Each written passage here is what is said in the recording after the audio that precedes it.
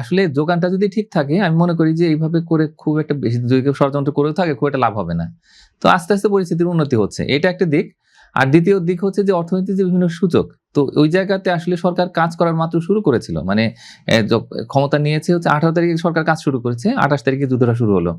এরপর থেকে এই শুধুমাত্র পরিস্থিতি সামাল দেওয়ার দিকেই আসলে সরকারের বেশি নজর ছিল। এক্সট্রিম মশার কয়েল প্ল্যান্ট ফাইবার দিয়ে তৈরি, তাই সহজে ভাঙে না, সুগন্ধিযুক্ত ও নিরবিচ্ছিন্নভাবে জ্বলে। ডেঙ্গু, চিকুনগুনিয়া বাহি সহ যে কোনো মশার বিরুদ্ধে দেয় এক্সট্রিম সুরক্ষা। একটা বিষয় এসছে আপনারা একটু খেয়াল করবেন, সেটা হলো যে মূল্যস্ফীতির যেটা হিসাব আমরা দেখলাম যে সেটা কিন্তু এই 9 থেকে 8 ঘরে এসছে। তো সুতরাং এটা কিছুটা স্বস্তির সংবাদ, যদিও বাজারের যে প্রকৃত অবস্থা সেটার আসলে প্রতিফলন হয়েছে কিনা সেটা নিয়ে প্রশ্ন আছে, কিন্তু মোটামুটি একটা অবস্থা কিন্তু আমরা দেখতে পাচ্ছি যে ইতিবাচকের দিকে যাচ্ছে। কিন্তু আসলে মধ্যপ্রাচ্য যুদ্ধ কিন্তু সারা পৃথিবী সহ বাংলাদেশকে কিন্তু গভীরভাবে প্রভাবিত করেছে, এবং প্রত্যেকেই শুধুমাত্র যারা তেল নিতে যান তার বরং যারা ব্যবসা বাণিজ্য করেন, যারা নতুন করে বিনিয়োগের চিন্তা করছিলেন, তারপর বাংলাদেশে বিদেশি বিনিয়োগ আসবে সে ধরনের কিন্তু একটা পরিকল্পনা করে সবকিছু সাজাচ্ছিলেন, কিন্তু সেখানে একটা বড় রকমের ধাক্কা লেগেছে। এবং যদিও আসলে এই পিস টকটা শুরু হবে হচ্ছে আগামীকাল থেকে, বলা হচ্ছে যে মার্কিন যুক্তরাষ্ট্র এবং যে ইরানের প্রতিনিধিরা ইসলামাবাদে হয়তো আসবেন, তো কথাবার্তা শুরু করবেন। কি হবে না হবে সেটা আমরা জানি না, কিন্তু আপাতত কিছুটা স্বস্তি আছে, এবং এটার কারণেই কিন্তু অনেকেই মনে করছেন যে না এখন হয়তো অর্থনীতি একটা গতির দিকে যাত্রা শুরু করতে পারে। এই গতির প্রভাব কি শেয়ার বাজারে বা আমাদের স্টক মার্কেটে কোনো প্রভাব রাখবে? না, অবশ্যই একজন বিশেষজ্ঞ আছেন আমাদের সাথে, কিন্তু আমি যতটুকু মনে করি সেটা হচ্ছে যে যখন অর্থনীতিতে একটা ধাক্কা লাগে বা কোনো একটা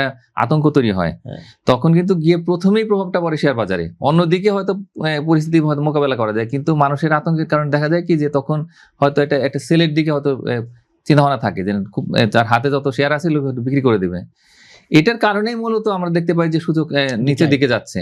তো এইটাই আসলে হয়েছে এই গত 4 সপ্তাহের বেশি সময়, 5 সপ্তাহ হয়ে গেল আর কি যুদ্ধের। তো এই সময়টাতে কিন্তু আমরা এই পুঁজিবাজারে খুব বেশি ভালো কিন্তু অবস্থা দেখতে পাইনি। কিন্তু এখন যেটা হলো যে গতকালকে যখন আসলে এইটা ঘোষণাটা এসেছে একদম ভোরবেলা, তখনই যেটা হয়েছে যে সারা পৃথিবীতে কিন্তু শেয়ার বাজার চাঙ্গা হয়েছে কিছুটা, হ্যাঁ। এবং আমরা দেখতে পেয়েছি যে তেলের দামটা সাথে সাথে কমে গেছে, প্রায় $15 কমে গেছে পার ব্যারেল।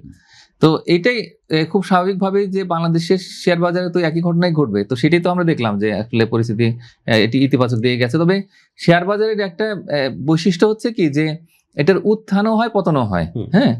এবং হয়তো যারা একটু দেখছেন যে না পরিস্থিতি ইতিবাচক, তখন তারা তো কিনছেন, এবং আমার ধারণা যে হয়তো আগামী কয়েকদিন আমরা দেখতে পাবো যে না এটা ইতিবাচক ধারাতে আসছে। মানে যদি আমার এটা নিজের ধারণা, কিন্তু সবাই আসলে এরকম ধারণাই করছেন যে না এখন পুঁজিবাজারও হয়তো ইতিবাচক ধারায় ফিরতে পারে, তবে এর জন্য অনেক সংস্কার প্রয়োজন। তো সেগুলা হলে হয়তো আরো ভালো, হ্যাঁ এটা হলে হয়তো ভালো, কিন্তু আমার আপাতত মনে হচ্ছে যে না হয়তো শেয়ার বাজার একটু ইতিবাচক ধারায়।